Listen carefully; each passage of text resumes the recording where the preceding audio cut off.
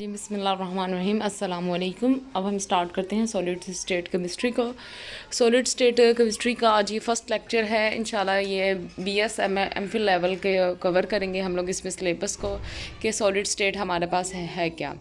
Solid जैसा कि आपको पता है कि अभी हमारे पास मैटर होता है ना, वो कितने फॉर्म में एग्जिस्ट होता है इसका तो आपको आइडिया है कि मैटर हमारे पास सॉलिड, लिक्विड और गैस फॉर्म में होता है। अब एक और फोर्थ स्टेट आ जाती है, उसको प्लाज्मा बोलते हैं। अब एक और फिफ्थ स्टेट आ चुकी है जिसे बोस आइंस्टाइन कंडेंसेशन कहते हैं। तो सॉलिड स्टेट जो है बेसिकली इसमें हम लोग सॉलिड को स्टडी करते हैं सॉलिड स्टेट केमिस्ट्री में। इसमें हमारे पास क्या होता है, सॉलिड में हमारे पास 3D अरेंजमेंट होती है एटम्स की, और एटम इसमें पार्टिकल्स जो है ना टाइटली पैक्ड होते हैं। लैटिस क्या होता है हमारे पास, लैटिस हम लोग लैटिस को देखते हैं कि रेगुलर अरेंजमेंट होती है क्रिस्टल पॉइंट्स की इन 3 डायमेंशन, उसे हम लोग लैटिस बोलते हैं। कोई भी हमारे पास फॉर एग्जांपल ये मेरे पास एक क्रिस्टल है, इसमें हमारे पास 3x5z डायमेंशन में हमारे पास क्या होती है, क्रिस्टल पॉइंट्स की अरेंजमेंट होती है। उसको हम लोग क्या बोलते हैं, उसको हम लोग लैटिस बोलते हैं। या substance if exist in solid और लिक्विड स्टेट डिपेंड अपॉन, कोई भी सब्सटेंस जो है ना वो डिपेंड करता है कि अगर वो सॉलिड या लिक्विड स्टेट में है किस चीज़ पे, थर्मल एनर्जी पे और इंटरमोलिकुलर फोर्सेस। अब थर्मल एनर्जी पे कैसे, याद रखिएगा, अगर मेरे पास सपोज करें यहाँ पे हमारे पास कोई भी एक पैटर्न है, ये मैं इसकी बात कर लूँ, वो सॉलिड स्टेट में है। जैसे ही हम ज़्यादा थर्मल एनर्जी प्रोवाइड करेंगे, मॉलिक्यूल आपस में वाइब्रेट करेंगे, तो ज़्यादा अगर टेम्परेचर किया तो ये मेल्ट हो जाएगा, लिक्विड में कन्वर्ट हो जाता है। लिक्विड में इसके बाद गैसेस में ज़्यादा हीट करेंगे तो गैसेस में कन्वर्ट हो जाता है। तो थर्मल एनर्जी तो सबसे ज़्यादा है वो गैस की है, फिर लिक्विड की है, फिर सॉलिड की है।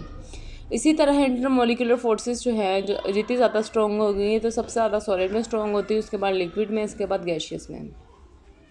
अब हमारे पास जो सॉलिड है वो 3 फॉर्म में, क्या क्या उसकी प्रॉपर्टीज़ हैं। वो रिजिड होते हैं, सख्त होते हैं। सख्त क्यों हैं, क्योंकि फोर्सेस ज़्यादा है। वो इनकम्प्रेसिबल है, मीन्स कि हम इसको कंप्रेस नहीं कर सकते। फॉर एग्जांपल अगर मैं बोट की बात कर लूँ, वो इनकम्प्रेसिबल है और उसकी डेंसिटी जो है ना वो ज़्यादा होती है, डेंसिटी इनकी हाई होती है। तो ये छोटा सा इंट्रो था हमारे पास सॉलिड का, साथ साथ और सॉलिड स्टेट केमिस्ट्री जैसे जैसे हम लोगों ने स्टार्ट करनी है। अब नेक्स्ट हम लोग देखते हैं हमारे पास क्या है। हमारे पास कुछ इंपॉर्टेंट टर्म्स हैं जो सॉलिड स्टेट केमिस्ट्री में स्टार्ट करूँगी, ताकि आप लोगों को ये इंपॉर्टेंट टर्म्स का पता होना चाहिए। जैसे आपने प्रीवियस भी इसको पढ़ा हुआ है। सबसे पहले लैटिस क्या होता है, क्रिस्टल लैटिस क्या होता है, इसे स्पेस लैटिस भी कहते हैं। तो लैटिस का जैसे मैंने आपको बता दिया, क्रिस्टल लैटिस क्या होता है, इसमें 3D अरेंजमेंट होती है लैटिस पॉइंट की स्पेस में। अब लैटिस पॉइंट क्या होता है, एनी पार्टिकल जो यूनिट सेल बनाते हैं। यूनिट सेल क्या होता है कि फॉर एग्जांपल मेरे पास, मैंने कहा ये हमारे पास कोई भी क्रिस्टल है, क्या है, कोई भी क्रिस्टल जो है अगर ये 3D फॉर्म में है, मीन्स के 3 डायमेंशन में हमारे पास कोई भी क्रिस्टल दिया हुआ है, उसका ये जो एक छोटा सा पोर्शन है ना, स्मॉलेस्ट पोर्शन, उसको हम लोग क्या बोलते हैं, यूनिट सेल। जो सारी प्रॉपर्टी बताए किसी भी क्रिस्टल की, उसको हम लोग क्या बोलते हैं, यूनिट सेल उसको कहा जाता है। अब नेक्स्ट हमारे पास क्या है, इंटरफेशियल एंगल क्या होता है। इंटरफेशियल एंगल होता है जो एंगल बिटवीन 2 फेसेस। अब हमारे पास सपोज करें 2 फेस हैं, लाइक मेरे पास ये यूनिट सेल है, अब इसमें 2 फेसेस हैं, एक फ्रंट वाला है, एक पीछे बैक साइड पे है। ये फ्रंट है, ये रेयर साइड पे है। अब इन दोनों के दरमियान में जो एंगल होता है उसे इंटरफेशियल एंगल बोलते हैं। लॉ ऑफ कांस्टेंट हम लोग पढ़ेंगे इंटरफेशियल एंगल के लिए कि लॉ ऑफ कांस्टेंट क्या कहता है। कहता है कि सपोज करें मेरे पास ये जैसे एक यूनिट सेल दिया हुआ है, इसमें एंगल जो है ना ये 90 है 2 फेसेस के दरमियान में। अगर हम लोग इसको कट कर दें, लाइक इस फेसेस को मैं अगर कट कर दूं तो देखें ये हाफ हो गया, ये इस क्यूब का हाफ हो गया है, फिर भी एंगल 90 ही रहेगा। अगर आप इसको मज़ीद कट कर दें तो ये फिर भी एंगल 90 रहेगा। उसके अकॉर्डिंग, इस लॉ के अकॉर्डिंग कि अगर हमारे पास एक क्यूब है, अगर आप उसको हाफ़ कर रहे हैं एंगल 90 रहेगा, इसका और मज़ीद हाफ़ कर दें, जितना मर्ज़ी कर दें, तो एंगल हमारे पास कितना रहेगा, 90 ही रहेगा। नेक्स्ट है हमारे पास what is the coordination number क्या होता है। मैंने आपको कुछ इंपॉर्टेंट टर्म्स बताई। सबसे पहले लैटिस बताया, फिर हमारे पास लैटिस पॉइंट क्या होता है, यूनिट सेल क्या होता है, और इंटरफेशियल एंगल क्या है। अब फोर्थ है कोऑर्डिनेशन नंबर। कोऑर्डिनेशन क्या होती है, लाइक क्या टर्म आपको भी बता रही है। कोऑर्डिनेशन मीन किसी के साथ कोऑर्डिनेट करना, राब्ता करना। कोऑर्डिनेशन नंबर के मतलब कितने नंबर ऑफ एटम जो है वो दूसरे एटम के साथ राब्ते में हैं, कोऑर्डिनेट में हैं, उसको कोऑर्डिनेशन नंबर कहते हैं। या number of neighbouring particles, for example जैसे यहाँ पे हमारे पास, अगर मैं आपको यहाँ से बताऊँ, एक हमारे पास दिया हुआ है ये एटम, ये जिस पर रेड स्पॉट है, ये एटम। अब ये एटम दरमियान वाला कितने हमारे पास मज़ीद एटम के साथ कोऑर्डिनेशन पे है, 1 2 3 4, बता 4 एटम के साथ ही कोऑर्डिनेशन में है। तो मैं कहूँगी कि दरमियान वाले एटम का कोऑर्डिनेशन नंबर क्या है, तो आप लोग कहेंगे 4। अब याद रखिएगा आयनिक क्रिस्टल के लिए, जैसे सोडियम क्लोराइड और सीजियम क्लोराइड वगैरह है, इसका कोऑर्डिनेशन नंबर लगाने के लिए हम देखेंगे कि इसके साथ चार्ज पार्टिकल कितने सराउंडेड हैं। लाइक ये सोडियम मेटल है, इसके साथ देखिए इसका कोऑर्डिनेशन नंबर अगर मैं देखूँ 1 2 3, अभी सपोज बता रही हूँ अभी 3 है। सेम एटम का नहीं निकालते, उसके ऑपोजिट चार्ज का हम लोग देखेंगे। जैसे Na+ और Na+ को काउंट नहीं करेंगे, इसके ऑपोजिट चार्ज को आपने इधर देखना है। ये तो था हमारा एक बेसिक सा। अब यूनिट सेल जो है ना, नेक्स्ट हम स्टार्ट करेंगे यूनिट सेल क्या है, उसकी टाइप्स के बारे में।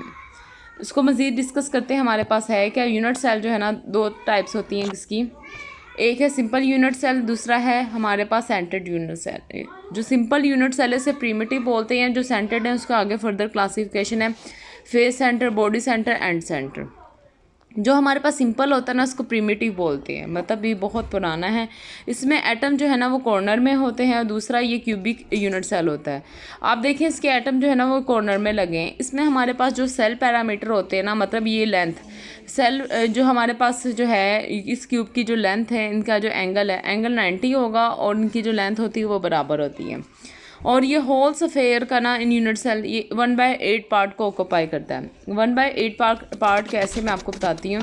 जैसे फॉर एग्जांपल ये हमारे पास कोई भी एटम है, ये 1/8 पार्ट कैसे करेगा, देखें, एक ये इस साइड से, एक इस साइड से, एक नीचे, एक बैक साइड पे, मतलब ये 4 साइड से ऐसे हो गया। अब इसके ऊपर भी तो हमारे पास कोई यूनिट सेल होगा, इसके साइड पे भी तो यूनिट सेल होगा। तो इन चारों साइड से हमारे पास इस एटम ने ऑक्यूपाई किया हुआ है, सो वजह से 1/8 जो है ना ये ऑक्यूपाई करता है। लाइक इसकी बात कर लें, अगर मैं इसको हाफ कट करूँ, हाफ कट कर दूँ तो ये 1/4 है। अगर इसका भी हाफ कर दूँ तो ये 1/4 ऑक्यूपाई कर रहा है। अब नेक्स्ट देखते हैं हमारे पास क्या है। जो हमारे पास सेंटर्ड यूनिट सेल की बात करें, सबसे पहले फेस सेंटर यूनिट सेल की बात करें। इसमें ऐसे एक क्यूब सा है। अब इसमें फेसेस कितने हैं, 1 2 3 4 5 6।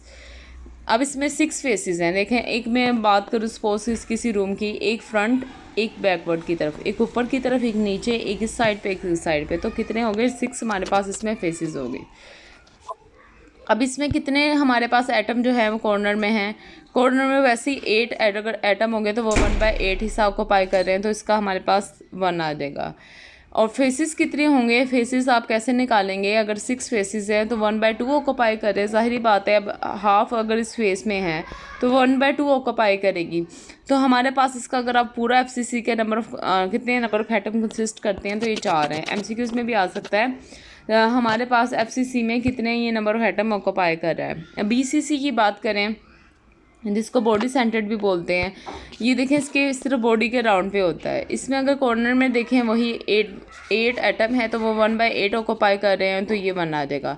बॉडी में जाहिरी बात है दरमियान में तो ये 1 एक ही ऑक्यूपाई करेगा, तो ये 1 1 कितने होंगे, टोटल 2 BCC में नंबर ऑफ एटम्स होते हैं। एंड सेंटर में कितने हैं, 8 ही हमारे पास कॉर्नर्स हैं, और एंड हमारे पास सिर्फ 2 एंड है, एक ऊपर एक इस साइड पे एंड है। तो N2 ये भी 1 1, तो हमारे पास एंड सेंटर में भी हमारे पास नंबर ऑफ एटम जो हैं वो 2 होंगे। तो ये ओवरऑल हमारे पास यूनिट सेल क्या होता है, और कोऑर्डिनेशन नंबर वगैरह की डेफिनेशन थी। मज़ीद हम लोग नेक्स्ट वीडियो में कवर करेंगे। जज़ाकल्लाह।